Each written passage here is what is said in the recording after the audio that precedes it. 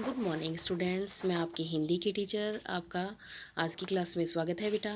आज हम हिंदी जो आपकी बुक है उसका सेकंड अध्याय वो शुरू करने जा रहे हैं। सेकंड अध्याय का नाम है बचपन। क्या नाम है इस सेकंड अध्याय का?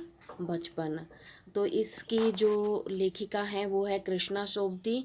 इन्होंने अपने बचपन के बारे में जो यादें ताज़ा की है, इन्होंने अपने बचपन के बारे में बताया है कि इनका जो बचपन है वो कैसे गुजरा, वो उस समय वो कैसे कपड़े पहनती थी, क्या खाती थी, क्या पीती थी, और आज के जो समय में वो मतलब क्या खाती है, क्या पहनती है और क्या ओढ़ती है। तो ये सारा कुछ इन्होंने बताया है भी उनके समय में कितना फ़र्क आ गया है और बचपन में और आज में।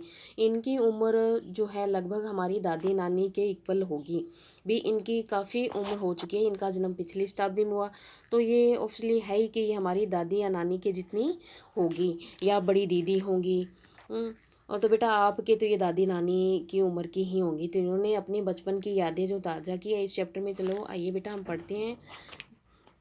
मैं तुम्हें अपने बचपन की ओर ले जाऊं। लेखिका कहती है कि मैं तुम्हें अपने बचपन की ओर ले जाऊं। मैं तुमसे कुछ इतनी बड़ी हूँ कि तुम्हारी दादी भी हो सकती हूँ, तुम्हारी नानी भी हो सकती हूँ, बड़ी बुआ बड़ी मौसी भी हो सकती हूँ। वे लेखिका कह रही हैं कि मैं तुमसे काफ़ी बड़ी हूँ, उम्र में काफ़ी बड़ी हूँ, तभी तो आपकी दादी नानी मौसी बुआ कोई भी लग सकती हूँ। परिवार में मुझे सभी लोग क्या कहकर पुकारते हैं? जीजी कहकर ही पुकारते हैं। हाँ, मैं इन दिनों कुछ बड़ा बड़ा यानी उम्र में सियाना महसूस करने लगी हूँ। भी इनकी एज काफ़ी हो गई है।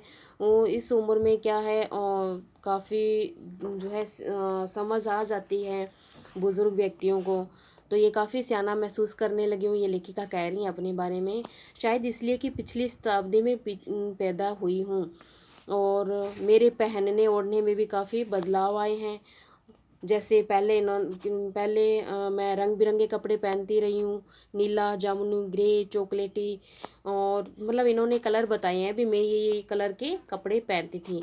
अब कुछ ऐसा करके जो ये लेखिका बता रही हैं भी विजय ये कलर के कपड़े पहनती थी। अब मन कुछ ऐसा करता है कि सफ़ेद पहनो। भी अब ये बुज़ुर्ग इतनी हो गई है तो ये चटकीले जो कलर है इनको नहीं भाते, तो इसलिए क्या है ये हल्के कलर जैसे जैसे सफ़ेद रंग पहनना ही इनके पहनने का इनका मन करता है। गहरे नहीं हल्के रंग, मतलब चटकीले रंग नहीं हल्के रंग पहनना पसंद करती है। मैंने पिछले दशकों में तरह तरह की पोशाकें पहनी, अपने बारे में बता रही हैं भी। इन्होंने जो पिछली जो शताब्दी गई है, अपना इनका बचपन था तब इन्होंने तरह तरह के कपड़े पहने थे। और ये कैसे कपड़े पहने तो ये अब हम आपको बताती हूँ। जैसे इन्होंने पहले फ्रॉक, निकर, स्कर्ट, लहंगे, गरारे और अब चूड़ी और घेरदार कुर्ते। मतलब पहले तो ये मतलब छोटे थे तो अब निकर, फ्रॉक वगैरह, स्कर्ट वगैरह पहनते थे। थोड़ी और बड़ी हुई तो लहंगे, गरारे, शरारे ये पहनने लगी। और अब क्या है चूड़ीदार और घेरदार कुर्ते ही पहनती है। बचपन में कुछ फ्रॉक तो बचपन के कुछ फ्रॉक है जिन्होंने पहनी थी तो इनकी काफ़ी फेवरेट रही होंगी जो उन्हें आज भी याद हैं। हल्की नीली पीली धारी वाली फ्रॉक, कौन सी ये बता भी रही हैं भी हल्की नीली पीली जो धारी वाली फ्रॉक थी और गोल कॉलर वाली थी और बाजू पर गोल कफ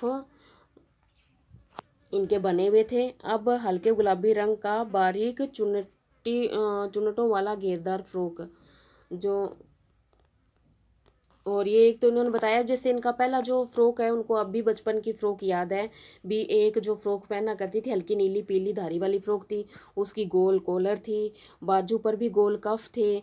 और एक जो फ़्रॉक थी उनकी कैसी थी, हल्की गुलाबी रंग की बारीक चुनटों वाली घेरदार फ़्रॉक, नीचे गुलाबी रंग की फ्रिल थी, झालर बनी हुई थी। और ये इनकी दो जो फ्रॉक थी फेवरेट थी, जिनको फेवरेट होंगी तभी इनको आज याद है, आज तक याद है इतनी बुज़ुर्ग होने के बाद में भी ये फ़्रॉक मैं पहनती थी। उन दिनों फ्रॉक के ऊपर जेब में रुमाल और बालों में इतराते रंग बिरंगे रिबन का चलन था। कैसा चलन था उस दिनों, मतलब फ़्रॉक पहनते तो फ़्रॉक के ऊपर पॉकेट भी लगी होती फ़्रॉक पे और उसके अंदर रुमाल भी रखा होना चाहिए और बालों में उसके मैच करते हुए रंग बिरंगे रिबन का मतलब मतलब फैशन था, चलन था, मतलब फैशन था उस टाइम का। और लेमन कलर यानी कि ये नींबू का जो कलर है वैसा कलर का बड़े प्लेटों वाला गरम फ्रॉक जिसके नीचे फर टंकी थी, 2 यूनिटें भी याद हैं। तो इनको एक जो लेमन कलर का फ्रॉक था, गरम फ्रॉक था, वो भी याद है जिसके नीचे फर टंकी थी, मतलब फर जो है झालर सी, एक फर सी लगाई हुई थी, टांकी हुई थी। 2